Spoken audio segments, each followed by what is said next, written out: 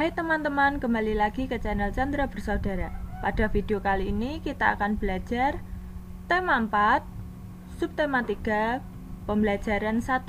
Apa yang akan kita pelajari yaitu pantun, kemudian berbagai macam penyakit yang mempengaruhi organ peredaran darah pada manusia. Sebelumnya jangan lupa subscribe ya supaya tidak ketinggalan video selanjutnya.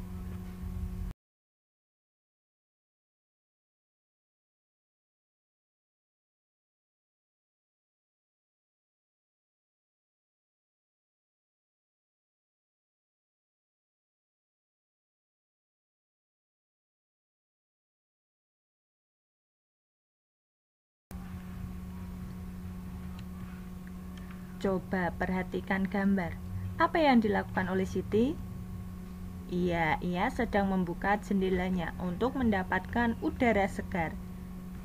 Nah, agar terjadi pertukaran udara, Siti membuka jendela kamar. Kamar Siti menjadi sejuk dan segar.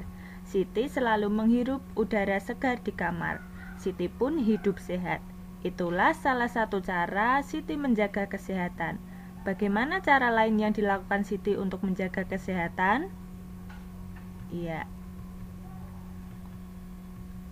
Minggu pagi, Siti, Dayu, dan Lina bersepeda santai. Mereka bersepeda santai dari rumah Siti pukul 6 menuju alun-alun. Jarak rumah Siti menuju alun-alun tidak jauh, lebih kurang 5 km. Siti, Dayu, dan Lina hanya menghabiskan waktu 15 menit untuk sampai ke alun-alun. Siti, Dayu, dan Lina telah melakukan salah satu bentuk olahraga yang bisa memperlancar peredaran darah mereka, yaitu bersepeda santai. Tahukah kamu bahwa bersepeda santai dapat menjaga kesehatan organ peredaran darah, khususnya jantung? Sebagaimana ditegaskan dalam sebuah penelitian di Inggris, tepatnya British Medical Association atau BMA, bahwa bersepeda sejauh 20 mil dalam seminggu akan mengurangi risiko penyakit jantung koroner sebesar 50%. Bersepeda dengan santai akan mengatur detak jantung sehingga otot-otot jantung bekerja dengan baik. Jantung sangat berperan dalam peredaran darah manusia, yaitu sebagai pemompa.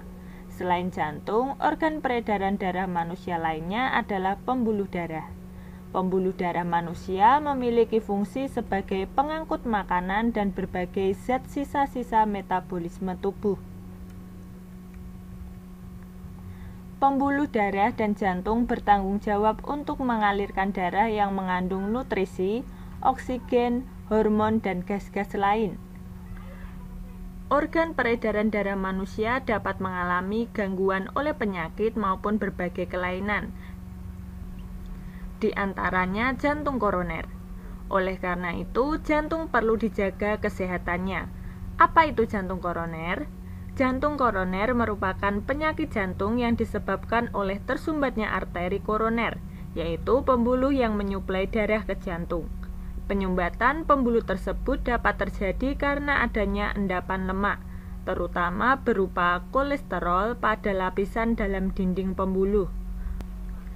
Penyumbatan pembuluh arteri dikenal dengan istilah arteriosklerosis. Selain jantung koroner, masih banyak contoh penyakit yang dapat mengganggu organ peredaran darah.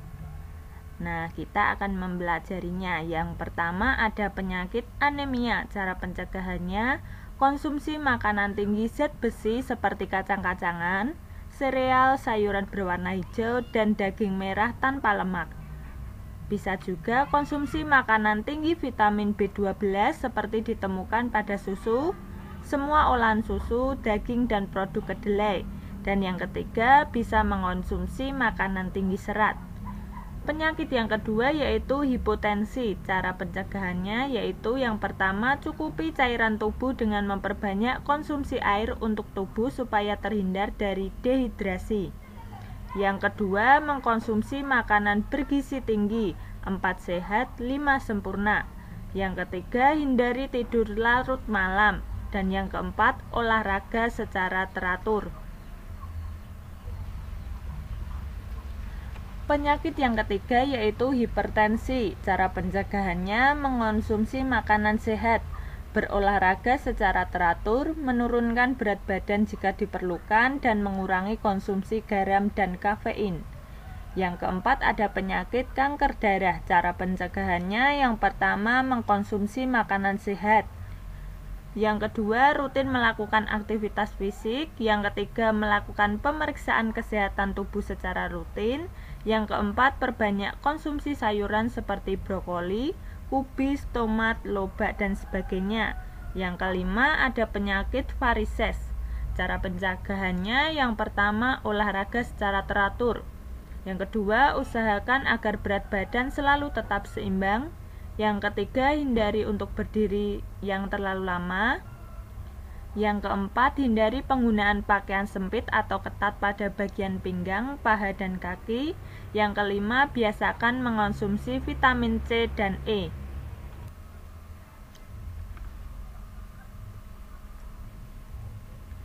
Mencegah lebih baik daripada mengobati. Itulah slogan kesehatan yang sering kita dengar. Apa makna slogan tersebut? Tentu saja slogan yang berisi nasihat. Adapun makna dari slogan tersebut adalah mencegah timbulnya faktor yang dapat menyebabkan terjangkitnya penyakit. Mencegah lebih baik daripada mengobati penyakit yang terlanjur menjangkiti tubuh kita. Pada dasarnya, faktor penyebab timbulnya penyakit dapat diminimalisasi dengan cara mencegah. Nasihat bagi masyarakat secara umum bisa dilakukan melalui berbagai media seperti melalui slogan. Selain itu, nasihat bisa disampaikan melalui pantun seperti contoh berikut ini. Indahnya persahabatan, saling menjaga dan saling menghormati. Jagalah kesehatan badan, jangan sampai mengobati. Masih ingatkah kamu dengan bagian-bagian pantun? Ya, untuk menguji ingatanmu, kerjakan tugas berikut. Perhatikan pantun berikut ini. Kacang goreng enak dimakan, kue tape diberi ragi. Kalau tembok sudah dibersihkan, jangan ada coretan lagi. Nah, apa jenis pantun di atas? Iya, pantun nasihat. Ada berapa baitkah pantun di atas? Iya, betul sekali, 1 bait. Terdiri atas berapa bariskah bait pantun di atas?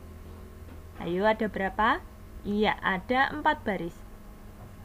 Nah, tuliskan baris yang merupakan sampiran. Kira-kira yang sampiran yaitu? Iya, baris pertama dan baris kedua. Yang berbunyi baris pertamanya kacang goreng enak dimakan, kemudian baris kedua kue tape diberi ragi. Selanjutnya tuliskan pula baris yang merupakan isi pantun. Nah, isi pantun yang pasti adalah baris 3 dan 4 yang berbunyi kalau tembok sudah dibersihkan, jangan ada coretan lagi.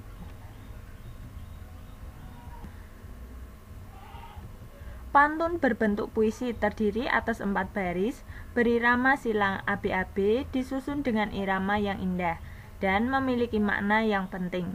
Pantun termasuk karya yang dapat menghibur sekaligus menegur. Pantun merupakan ungkapan perasaan dan pikiran yang disusun dengan kata-kata indah, sehingga sangat menarik untuk didengar atau dibaca. Pantun menjadi ciri khas bangsa Indonesia dalam mendidik dan menyampaikan hal-hal yang bermanfaat. Nah, perhatikan contoh pantun berikut. Memang indah bunga selasih, selasih bunga tanpa getah. Lingkungan asri juga bersih, belajarnya nyaman, hatinya betah. Berdasarkan pantun di samping dapat dijelaskan sebagai berikut. 1. Pantun memiliki 1 bait yang terdiri atas 4 baris.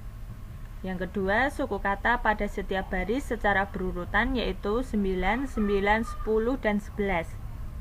Setiap baris terdiri atas 4 kata. Baris yang menunjukkan sampiran yaitu memang indah bunga selasih, baris pertama. Kemudian selasih bunga tanpa getah, baris kedua. Selanjutnya, baris yang menunjukkan isi yaitu lingkungan asri juga bersih, baris ketiga, dan belajarnya nyaman, hatinya betah, baris keempat. Pantunnya bersajak AB-AB.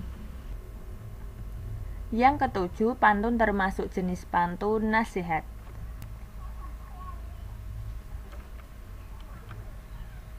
Coba tuliskan kembali bagian-bagian dari pantun dan ciri-ciri pantun. Nah, bagian-bagian pantun memiliki dua pokok struktur utama, yaitu sampiran dan isi. Sampiran biasanya adalah dua larik atau baris ketika dituliskan yang umumnya berisi hal-hal yang bersifat umum. Yang kedua, jantung pantun berada pada dua larik terakhir yang dikenal sebagai isi pantun. Pesan-pesan pada pantun melekat pada kedua larik terakhir. Ciri-ciri pantun. Salah satu jenis puisi lama yang masih terkenal dan banyak digunakan sampai sekarang ini adalah pantun. Pantun memiliki ciri-ciri sebagai berikut. 1. Pantun bersajak AB-AB. Satu bait terdiri atas 4 baris.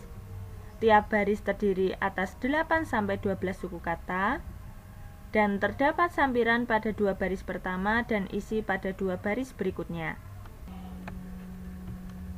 Kemudian kita akan belajar pantun dengan tema kesehatan. Nah, kita akan mengamati ciri pantun dan penjelasannya.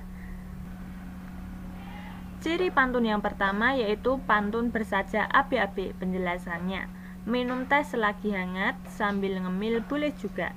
Hendaklah kita selalu ingat, kesehatan sangatlah berharga. Nah, kita lihat baris 1 dan baris 3 sama, huruf terakhirnya T. Kemudian baris 2 dan baris 4, huruf terakhirnya huruf A. Ciri pantun yang kedua yaitu satu bait terdiri atas 4 baris. Nah, bisa dilihat ada baris 1, 2, 3, 4. Ciri yang ketiga, tiap baris terdiri atas 8-12 suku kata. Nah, kita bisa cek. Baris pertama, minum teh selagi hangat, 8 suku kata. Sambil ngemil boleh juga, ada 8 suku kata. Hendaklah kita selalu ingat, ada 10 kata. Dan baris terakhir, kesehatan sangatlah berharga, ada 10 kata. Dan ciri yang keempat, 2 baris pertama adalah sampiran dan 2 baris berikutnya adalah isi pantun. Nah, bisa dilihat, minum teh selagi hangat, sampiran. Sambil ngemil boleh juga sampiran.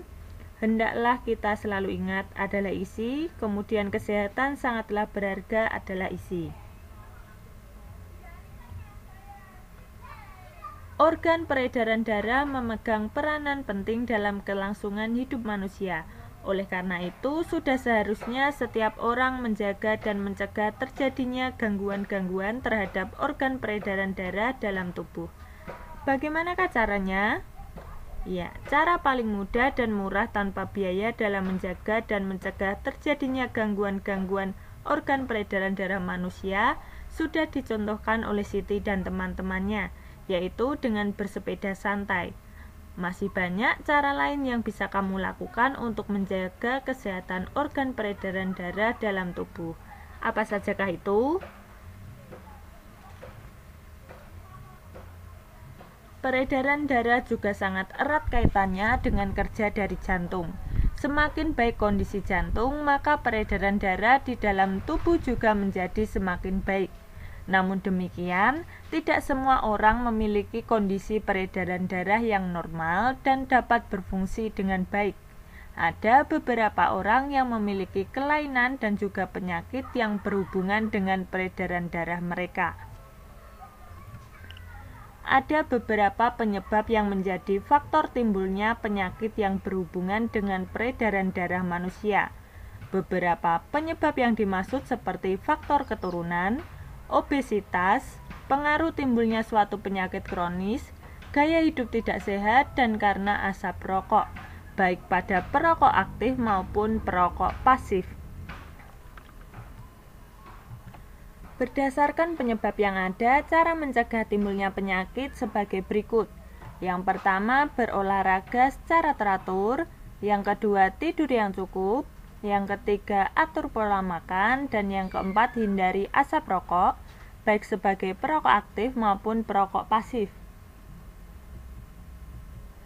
Demikian pembelajaran pada video kali ini, semoga bermanfaat ya, dan sampai jumpa di pembelajaran berikutnya. Bye-bye.